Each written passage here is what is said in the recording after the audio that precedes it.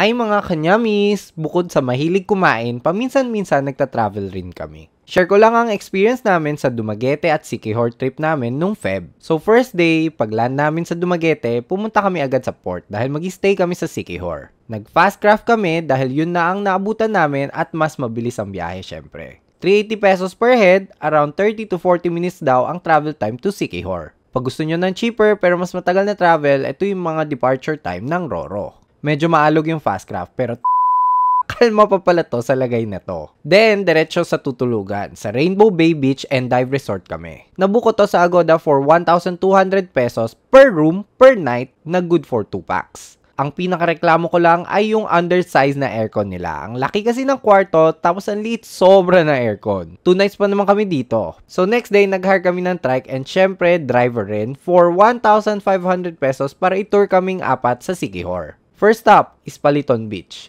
Mas maganda pag ito yung hinuli nyo dahil nandito ang sunset. Picture-picture lang kasama ang sandcastle and big swing. Actually, nung pumunta kami wala masyado naliligo. Next is ang Pitogo Cliff. Picture-picture rin syempre pero pwedeng tumalon sa mas mababang area. So tumalon ako kasi medyo mababa lang siya at may mga tumatalon. Makati yung tubig, hindi ko alam bakit. Then next sa Balete Tree. Dito yung may fish spa. Hindi na ako nakapag-video dito pero ang dami naming nakasabay na turista. Napadaan din kami sa Hapitanan, yung pwedeng magpa-picture with a broomstick. At sa Lazi Church. Hindi na kami nagpa-picture sa Hapitanan dahil mukhang maraming tao at gutom na kami. So after namin mag-lunch, nagkambugahay falls na kami. Kaso medyo na-disappoint ako dito dahil after namin magbayad ng entrance fee, nilapitan kami agad ng isang tour guide at sinabing required ang may tour guide. Pero yung fee daw, kami na bahala. So parang donation lang. Pinagbigyan na namin kahit hindi naman lahat ng turista ay naka-tour guide. Pero alam nyo yung feeling na nagmamadali siya para makakuha pa ng maloloko ulit? Ganun siya. May mga balsa rin pala kayo makikita at magbabayad kayo ng around 50 per head ata yun para makapag-picture at video dun. Hindi ko gano trip yung mga kuha sa amin sa balsa. Mas trip ko pa yung mga nasa falls lang talaga.